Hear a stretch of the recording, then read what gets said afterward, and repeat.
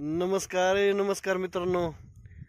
तुम्ही म्हणता काय का दादा कुठे गेला होता, पण मित्रांनो चला तुमच्या भेटीसाठी एक नवीन व्हिडिओ घेऊन मी तुमच्या पुढे येतोय. तर पुन्हा एकदा रामहरी वीर या यूट्यूब चॅनलवरती आपलं पुन्हा एकदा स्वागत. मित्रांनो शेतामध्ये आलो होतो. साधारण सहा वाजत आलेले, 5:30-6च्या टायमाला शेतामध्ये आलो होतो.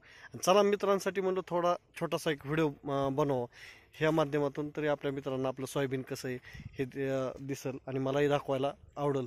मित्रांनो या सोयाबीनमध्ये आपण बाजरी टाकली होती थोडीफार, आणि बाजरी टाकलेली होती आणि असे चिमण्यांनी ती बाजरी काही कणसं खाल्लेले आहेत. आणि चला दोन्ही उद्देश साध्य होते. आपल्याला एक थोडी म्हणजे बाजरी होईल आणि चिमण्यांचंही भागल. मी तुम्हाला आपली सोयाबीन कशी आहे ते सोयाबीन दाखवतो मित्रांनो असं वरून, कारण पाला भरपूर आहे मित्रांनो. आणखी सोयाबीन काढायला उशीर आहे आणि पाला असल्यामुळं काय सोयाबीन एवढी दिसत नाही. असं झूम करून दाखवतोय. तर एकंदरीत मित्रांनो सोयाबीन खूप आपली चांगली आहे आणि बाजरी बी बरी होती. 70-75% पाखरांनी खाल्ली मित्रांनो. आणि थोडीफार आपण ती कणसं काटून ठेवलेत, होईल 5-50 किलो होईल. चला आपले दोन्ही उद्देश साध्य झाले, याच्यात आपल्याला आनंद भेटला. कारण शेवटी रानपाखरं तरी कुठं जाणार, त्यांचाही पोटाचा प्रश्न असतो आणि ते काय बांधून थोडेच नेतात मित्रांनो.